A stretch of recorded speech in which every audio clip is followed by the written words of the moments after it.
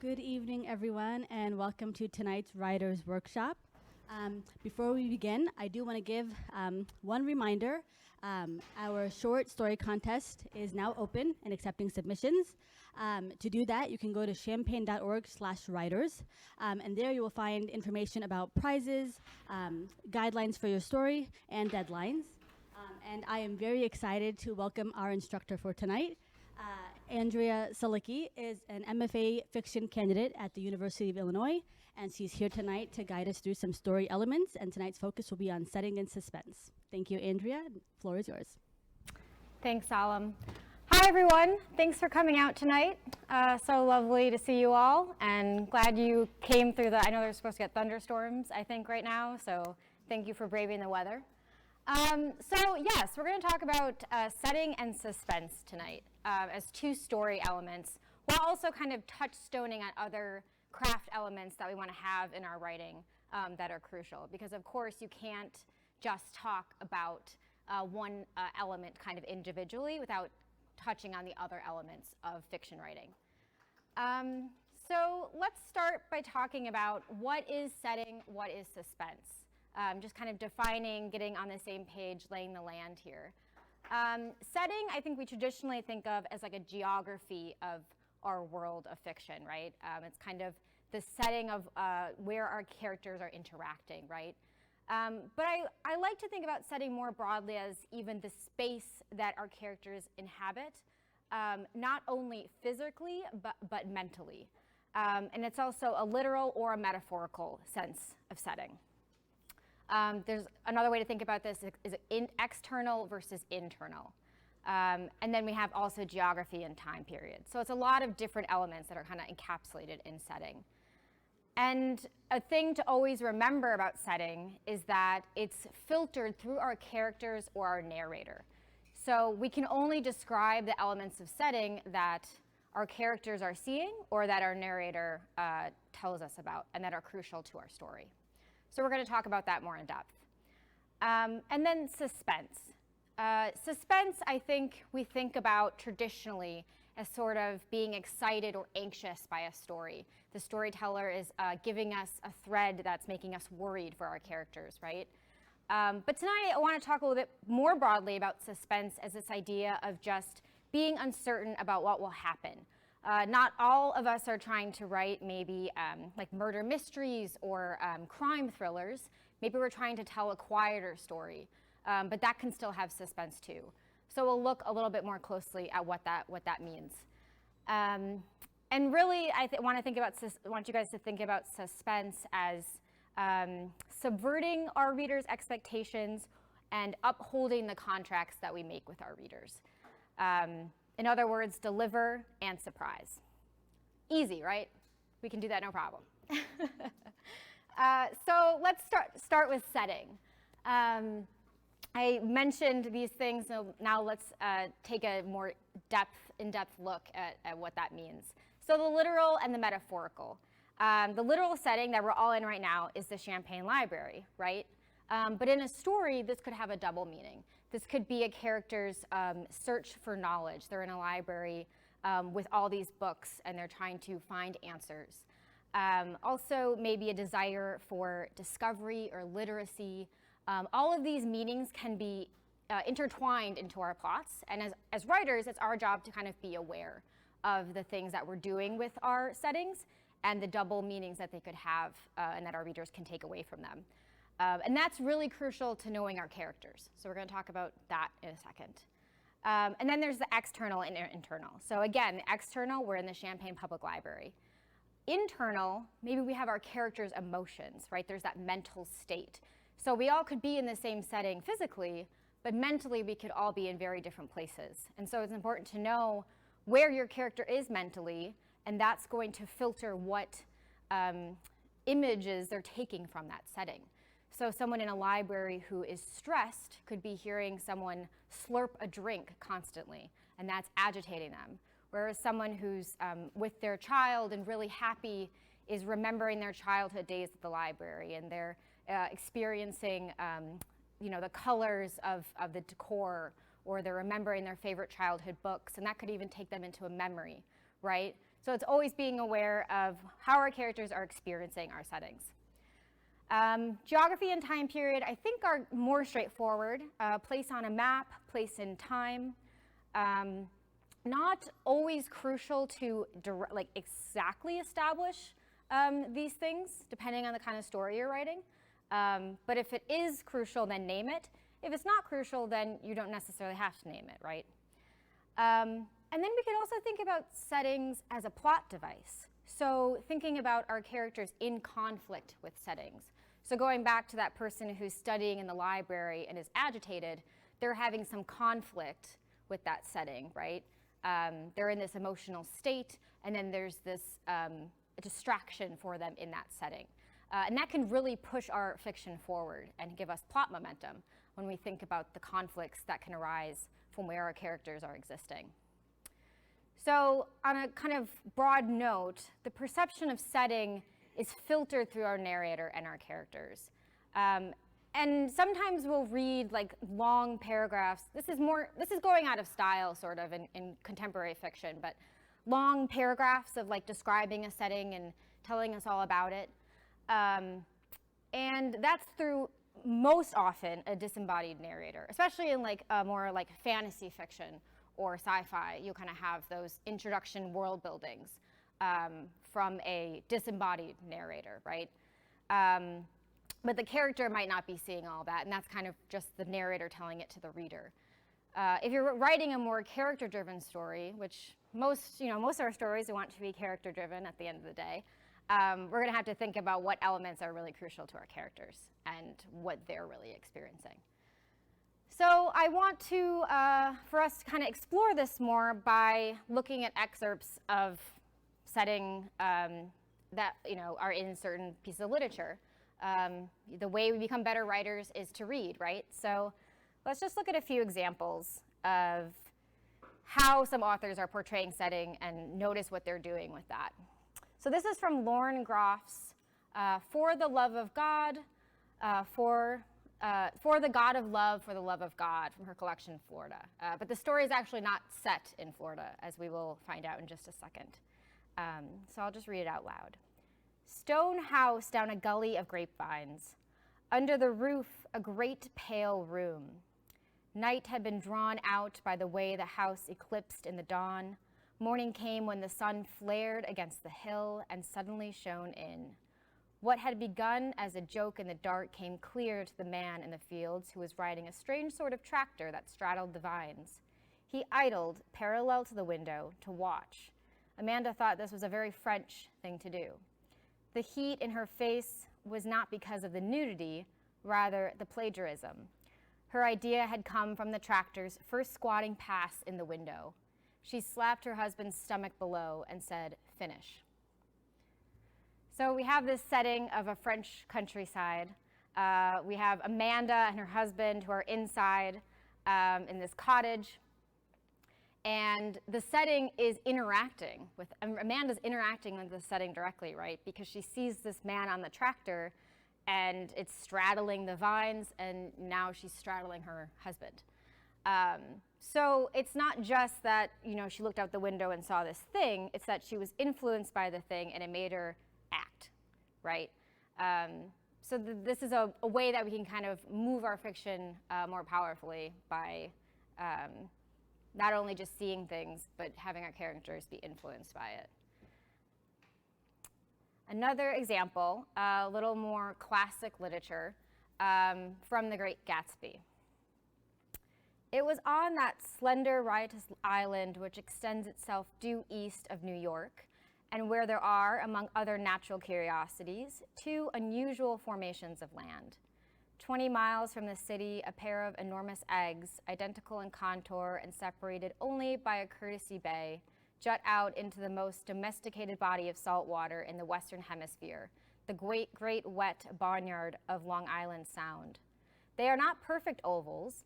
Like the egg in the Columbus story, they are both crunched flat at the contact end, but their physical resemblance must be a source of perpetual confusion to the gulls that fly overhead. The Great Gatsby is a book full of symbols, and this excerpt is no different. So we have these two egg-shaped islands, right? And the paragraph ends with gulls that fly overhead. Well, for those of us that have read The Great Gatsby, we know that it's narrated by Nick Carraway, who is kind of like this observer of all the chaos that happens in the novel. So we can kind of see the connection between the gulls and Nick Carraway, right? So that's an example of, you know, Fitzgerald being aware of his characters and the descriptions that he's giving, and then giving double meaning. Also, the egg of the Columbus story. So the Columbus story egg, for those of you who don't know, the myth is that Columbus asked, well, how do you balance an egg on a table? And nobody could do it, and then he just smashed the bottom, and then it stood up perfectly. And it's a meaning, it's a kind of symbol to mean a brilliant answer to something that seems very complex, but it's actually a really simple answer. And that can kind of relate to the themes of Great Gatsby, where we sort of can see it all coming. Jay ends up, tries to go after Daisy, but we know it's not going to work. It seems more complicated, but it ends up very simply that the relationship's not going to work. I'm sort of reading into it there, but that's a way you could take it for more like literary interpretation. Okay, one more example. Johnson's lips were rubber clams. This is from Gabriel Garcia's Of Women and Salt. Johnson's lips were rubber clams. His breath was stale and hot, though the sand pricked cold against Jeanette's back. She turned her head when he tried to kiss her again, as if by looking away, nothing was happening, nothing but the ocean at her side. It's never really dark in Miami Beach, even on a moonless night. Ocean Drive dripped its neon across a dying street, across a concrete wall, over sand dunes, all the way to shore. Eerie exit sign green, Barbie doll pink, they were awash in the palette of a night all wrong. Of Women and Salt is a novel kind of told in stories. This is the beginning of one such story about a young girl named Jeanette who kind of ends up with this older man on the beach. And this is how the story starts. So we can kind of understand a little bit of Jeanette's emotions from this passage. One, just the great description, lips were rubber clams. But in terms of setting, we know that we're in Miami Beach, and we get these images of the neon, right? The exit sign green, the Barbie doll pink. And that's in major contrast to Jeanette's uncomfortable feelings with this man, and how she's feeling with, being with him, because the neon's kind of this flashy, fun vibrancy, and she's feeling like shrinking down. I want to get away from this man. So we're kind of seeing that conflict of character and setting and action, and it creates a little bit of intrigue, right? Not only is it just an appealing image, I think, with the neon and the beach, but also just kind of adds tension to the story. A little bit unexpected, maybe. So I just don't want to talk at you for the next hour. So I thought it would be beneficial if we all did a little bit of writing tonight as well. So let's try putting some writing juices in action towards setting. The prompt is, put a character in conflict with a setting, like we've kind of just saw in some of those excerpts. Imagine a character who misunderstands the nature of a place or overlooks something important or is oblivious to the danger suggested by certain details. Describe the setting, the character's thoughts, feelings, and actions based on their misunderstanding.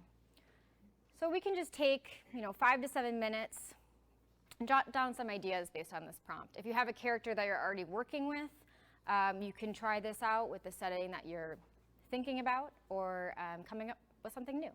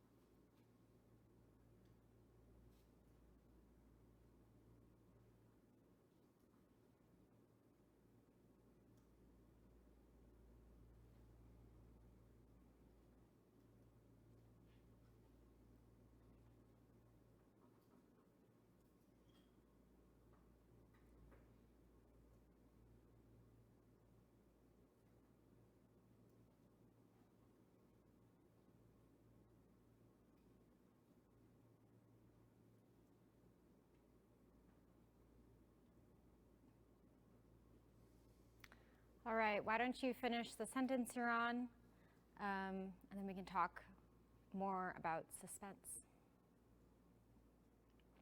So this scenario kind of sets us up for elements of suspense, right? We have a conflict, a misunderstanding, and then maybe action that takes place from that. Misunderstanding is a great element that can be used for suspense. From what I said at the beginning, we said suspense was a state of uncertainty about what will happen.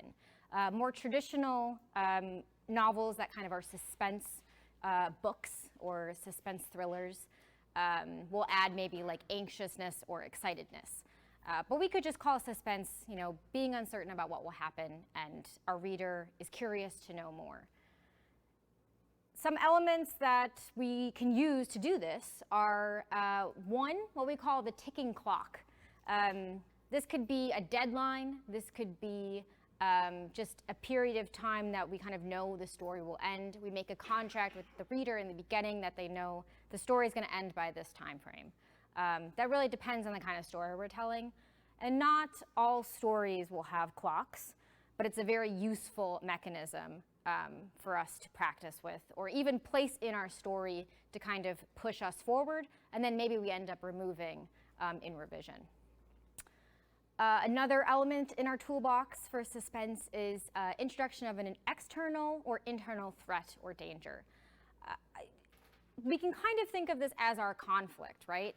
We're either in conflict internally, or there's something pressing upon us, upon our characters, that's creating that conflict. And that's a threat or a danger most times. Not necessarily of the kind of high stakes kind maybe, but at a human level it could be a threat or danger to our safety, to love, to our pride, any of those things. Another tool that we can do, kind of more manipulative as a writer, is to withhold information from the reader. So this can be done because you have an unreliable narrator. Unreliable narrators are great for withholding information. Another way you can do this, though, is just not say it. Maybe the narrator's not unreliable, but they're just not talking about the things that the reader wants to know, and they're going to keep reading. That creates that driven momentum in a story.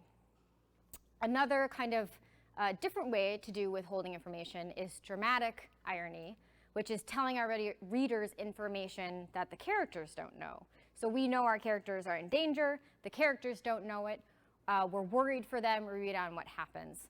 This is a very old technique. Shakespeare, Romeo and Juliet's classic example. Juliet takes the vial, we know that she's going to wake up. Romeo takes the vial and he dies. We knew that that was going to happen, Romeo didn't know. So dramatic irony can work great in certain situations. And then classic kind of craft tools, pacing, language, and sensory details. So these are crucial for all of our parts of our writing. Pacing really just means like the speed at which things happen, the speed at which things unfold, how long we want to make our scenes, how do we disseminate information to our reader? Do we say it in one sentence? Do we write a whole string of dialogue to kind of communicate information? And in suspenseful moments, as we're going to see in a few excerpts, tend to maybe lengthen on pacing. So we tend to draw them out rather than moving through them too quickly. Because if we move through too quick, the suspense is then over too fast, and our reader doesn't have time to absorb it. Language is I just mean by word choice.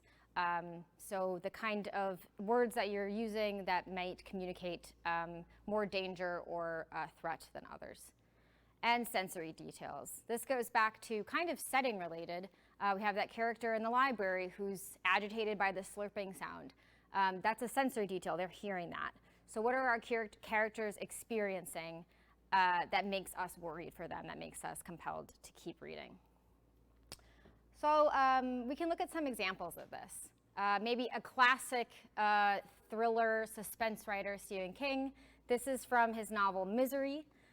Misery is about a writer who's been kidnapped by one of his #1 fan. So this is kind of near the beginning of the book. When he came back from his former state of semi-consciousness, he was able to make the connection between the piling and his current situation. It seemed to float into his hand. The pain wasn't tidal. That was the lesson of the dream, which was really a memory. The pain only appeared to come and go. The pain was like through the deep stone grayness of his cloud.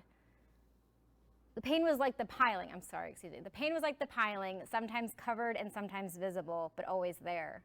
When the pain wasn't harrying him through the deep stone grayness of his cloud, he was dumbly grateful, but he was no longer fooled. It was still there, waiting to return. And there was not just one piling, but two. The pain was the pilings, and part of him knew for a long time before most of his mind had knowledge of him knowing that the shattering pilings were his own shattered legs. But it was still a long time before he was finally able to break the dried scum of saliva that had glued his lips together and croak out, "Where am I?" to the woman who sat by his bed with a book in her hands. The name of the man who had written the book was Paul Sheldon. He recognized it as his own with no surprise. "Sidewinder, Colorado," she said when he was finally able to ask the question. "My name is Annie Wilkes, and I know," he said. "You're my #1 fan." "Yes," she said, smiling. "That's just what I am." So this first paragraph, we have a lot of repetition, right? We have this, the pain is repeated a lot, and the pilings are repeated a lot. And this creates kind of a rhythm to the paragraph, which then by the end, when we have the shattered pilings or his own shattered legs, it's kind of this relief for us because the pilings have now been defined, and the buildup of that repetition is kind of released, right? And there's this moment, oh, wow. And then the description of the dried scum of saliva. There's like concern in that. This is a dangerous situation for him. The croak out word choice is great, saying how dry his throat is. And then the fact of the reveal at the end. She's his #1 fan, and he is an author. And this is just the beginning of the book, right? So this is kind of our jumping off point of where the reader is going to be like, okay, now I need to know how he got into this situation and what's happening. So building up that anticipation for later chapters. A more classic novel, Anna Karenina, Leo Tolstoy. This is the moment when Anna is at the train station. I'm sorry, this is a bit of a spoiler if you have not read the novel, but Anna kills herself by jumping on the tracks. And this is a nice moment of showing her kind of internal anxiety as she's at the train station. The young men would not leave her in peace. Again, they passed by, peering into her face and with a laugh, shouting something in an unnatural voice. The station master coming up asked her whether she was going by train. A boy selling kvass never took his eyes off her. My God, where am I to go, she thought, going farther and farther along the platform. At the end, she stopped. Some ladies and children who had come to meet a gentleman in spectacles paused in their loud laughter and talking and stared at her as she reached them. She quickened her pace and walked away from them to the edge of the platform. A goods train was coming in. The platform began to sway, and she imagined she was in the train again. And all at once, she thought of the man crushed by the train the day she had first met Vronsky, and she knew what she had to do. The scene goes on for several more paragraphs after this before she actually goes and jumps onto the tracks. So it's kind of the beginning of the buildup of that moment. And we get a lot of Anna's internal anxiety, right? So the young men would not leave her in peace. That's Anna's perception of the young men and how she's feeling agitated by them. Again, they pass by, peering into her face, shouting something in an unnatural voice. She's kind of hearing these things, and her internal state is getting more and more agitated. The station master coming up asked her whether she was going by train, so she's kind of interacting with the station master and feeling flustered. Then this boy selling kvass is staring at her. These ladies and children, she feels like that they're staring at her. We don't know if that's actually maybe what happened, if they were actually all staring at her, or if that was just her kind of perception of what's happening. Then we have the quickened her pace, so you can imagine like walking fastly. That shows the agitation. Walks to the edge of the platform, and then the platforms begins to sway. So that's sort of showing more of an internal anxiety there too. And then she thinks of the man crushed. So all that internal is building up into this moment where she takes this very dramatic action. And this last example is from The Goldfinch by Donna Tartt. This novel, it's a long novel, but it starts with a terrorist attack at the Metropolitan Museum of Art. And so this is from that moment. And it's kind of the inciting incident of the novel. So it's not to finish the novel, but it's to begin it, right? So we're kind of anticipating what's going to happen after this young boy, who's our protagonist, is in this terrorist attack. I was more than halfway across the gallery when something strange happened. A museum guard ran across the open doorway of the exhibition shop beyond. He was carrying something in his arms.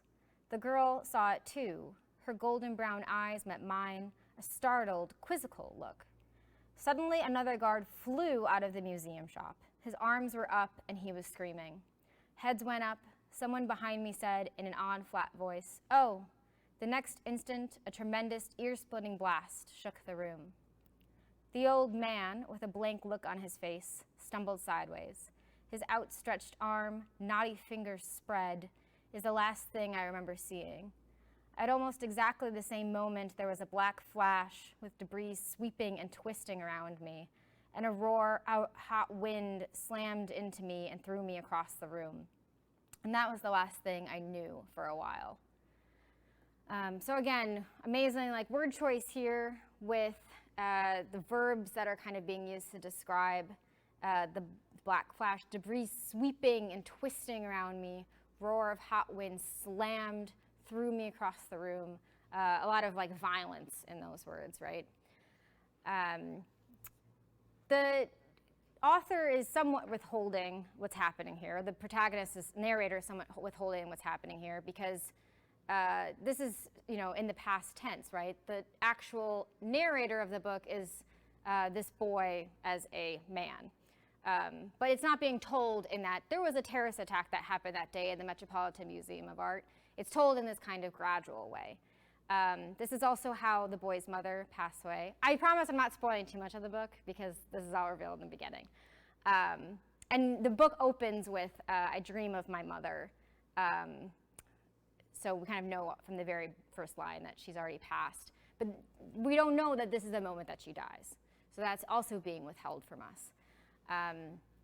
So yeah, these are kind of techniques that the author's using to push us forward and be interested and want to keep reading. And be worried for our characters too. Okay, so I want to do another writing prompt that's kind of suspense and setting combined. So describe a place where a character feels trapped and use the elements of suspense to kind of suggest the character's discomfort, dread, anxiety of what's going to happen next.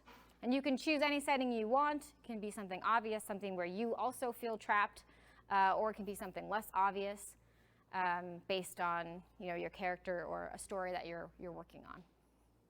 So we'll take five minutes to do that.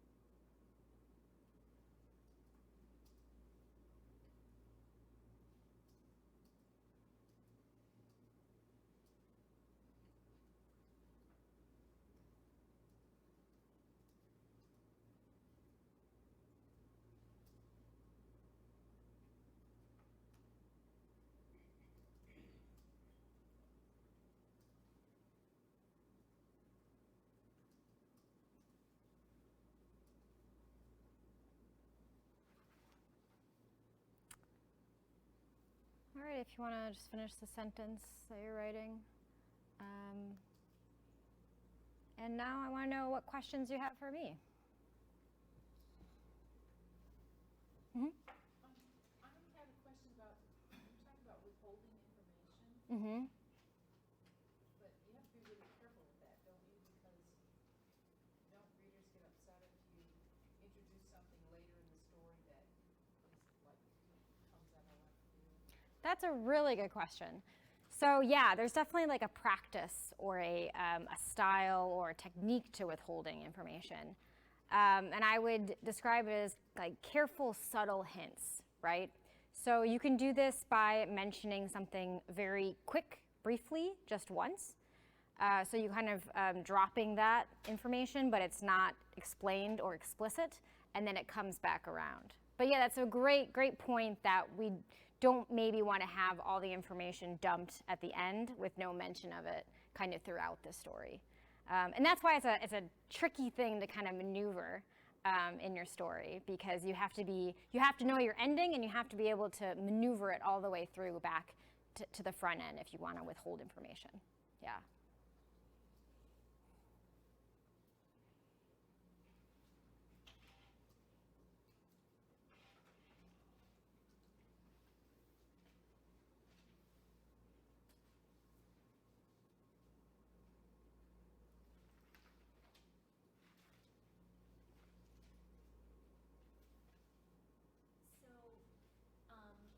So I'm asking this as a member of the community, not somebody who's in a class where there's regular, reading and feedback and ways to sort of check, is my pacing too slow? Is the reader being bored to death? Or am I dumping it too fast? Or, I'm thinking about like what's the best way for those of us in the community to, to practice this, to get feedback on how what we've written, what we've tried out, how it's landing. Yeah, well, even within, just a broader writing community, you can ask other people to read it. But if you're trying to sort of work out the kinks yourself before showing it to other people, I think just putting something away for a while can always help. Coming back to it later, and then you'll kind of read it as a reader more so than as a writer. You won't remember as much writing it. And you'll kind of just have a gut instinct of the pacing. Oh, I'm finding myself bored here. I probably don't need this, or I can make this shorter. Or, whoa, that went by way too fast. This needs to be like dragged out or explained more, or given more detail to. So I think it's really just a trial and error thing in the end. But to find out how it's landing, I think the only way you can kind of do that is by either giving yourself time away from it, coming back to it, or asking someone you trust to take a look at it. Yeah. Yeah. Yes, the introduction of external or internal threats. Now that's broad, very broad. I wonder, that would be, to me, that's talking about a character's interior monologue, let's say, or his stream of consciousness versus the real circumstances, the environment that he's in, and there's could be surprises and so forth that he's not expecting. Or you could have a character who's really haunted because of a fear that there's going to be surprises, unwanted surprises. All right, but can you think of any classic examples of this that you're familiar with? Of the internal-external threat? Well, I think the Anna Karenina example, so we kind of focus on a scene where she's having these internal threats, right? She's observing the world and observing it in a threatening way. But also the reality of her situation in that novel is that society is outcasting her because she's having this affair, right? So there's actually a real external threat of being outcasted from the people that she socializes with and just the community at large. And that's, kind of a great combination. I think if we can have combinations of external and internal threats, then our story is a lot more powerful than maybe just, only being haunted by something or only having kind of someone after us that's creating this external threat or whatever. That's a good point. There's a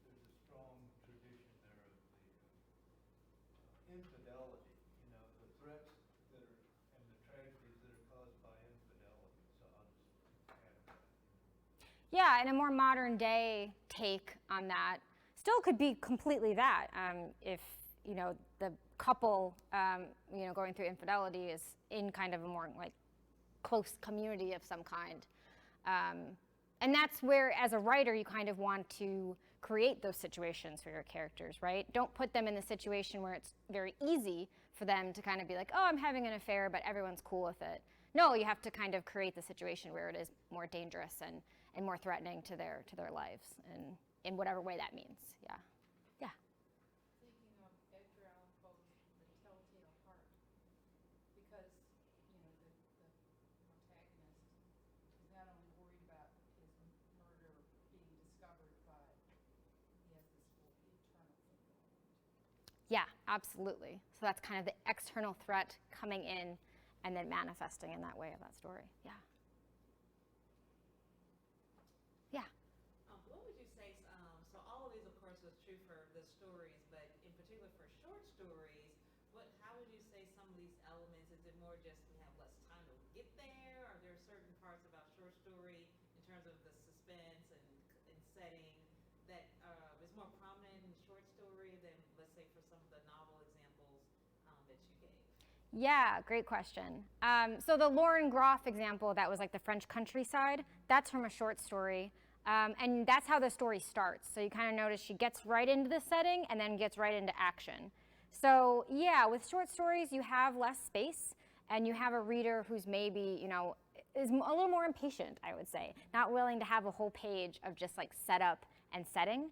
And the more you can kind of interweave your setting as the action's unfolding, is going to be really powerful for a short story. As far as suspense, you know, I think you don't have to maybe introduce your threats right away. You can kind of still have a build to that suspenseful moment, or introducing elements. The withholding information, I think, is very much a short story tradition. There's this kind of ending of short stories. It's called the reveal and the reversal and the reveal, where you kind of have a dynamic that's been flowing through a story, and then at the end that's reversed, and there's a reveal of new information. If you want a good example of this, the short story Brownies by Z.Z. Packer is a great one to look up. There's this kind of dynamic of these two Girl Scout troops throughout the whole story, and then at the end that dynamic is reversed, and because there's a reveal of some kind of information. But I think for the most part, the elements still apply of like pacing, sensory details, paying attention to the language you're using, the image descriptions. That's all really important, no matter what length of work you're working on. Yeah.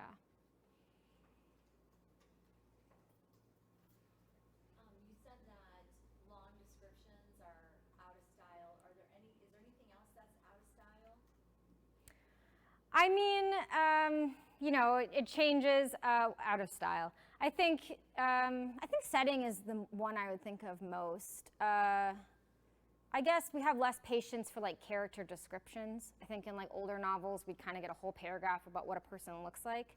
Now you don't see that as much. And that's just, you know, because of the age we live in, where it's such a visual time, we can kind of just come up with people ourselves and fill in those details.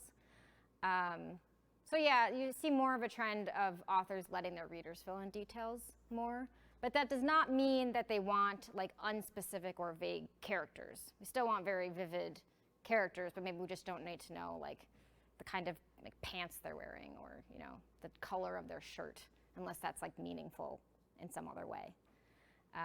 Yeah.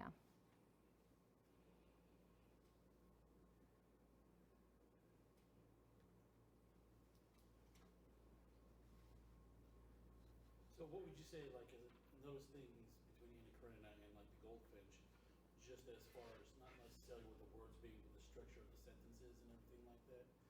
How does that play towards the suspense and everything like that? Because you saw with goldfinch, it was very short sentences, then a long one, then another short one.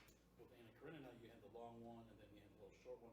Pretty sure it goes longer. I can't remember what after that, but what would you say? Is that an important part of the suspense as far as you've read? Yeah, that's a really great observation. Let's just actually pull it up for the sake of looking.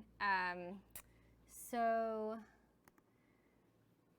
Anna Karenina has, yeah, you're right, these kind of like, with this one sentence, the some ladies and children is kind of long. She quickened her pace is kind of long. And then the last sentence is long. So kind of interspersed with some more shorter sentences, like a goods train was coming in, or things like that. This is all just about rhythm. So it's hard to maybe quantify what kind of rhythm you need to have in a suspense, right? It's more just like reading your work aloud and gaining a sense of like how that's internally moving you. When we read aloud, we have like that auditory feedback, and that's actually like a bodily sense, right? We hear ourselves and we hear the words, and that kind of is feedback that we actually feel. When we're reading, we get this too, but it's maybe in a lesser sense. So to answer your question, I think that in suspenseful moments, if you start to kind of pay attention in books when the action is really heightened, you might get, really short sentences, even sometimes fragments.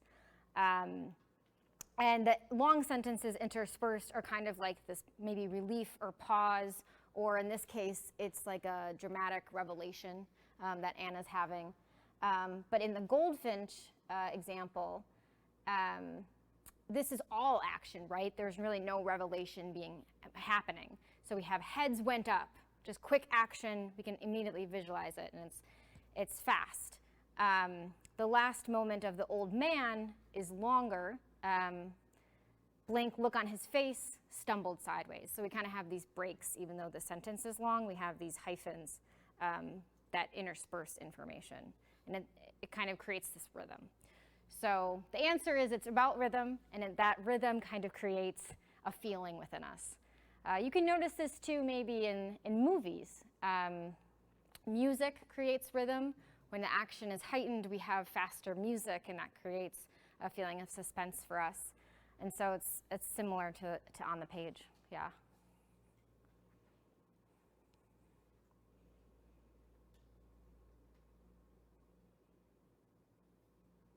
So what kind of writing do you do? I am working on a novel and a collection of short stories. So I do both long and short, yeah. Not so much maybe like intentional suspense, I think, but certainly trying to have conflict.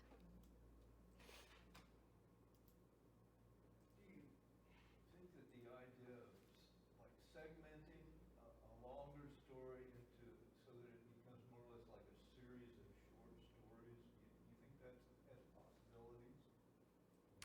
Absolutely. Certainly you can have kind of a novel in a form of short stories, interconnected short stories, you might call it. So it's similar to the chapter format that we have in books, but they're less knitted together. It's a little more disparate, yeah. Yeah, definitely, that's an awesome form. I love novels that do that.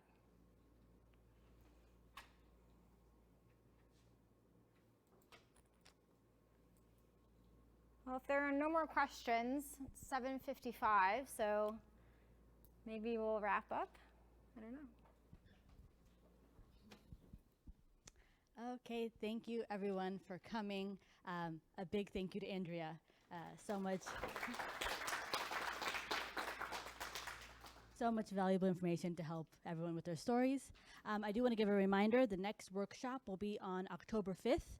We are going to continue with story elements, so the focus for the next workshop will be pacing and point of view. So hope you can make it to that. Thank you for coming.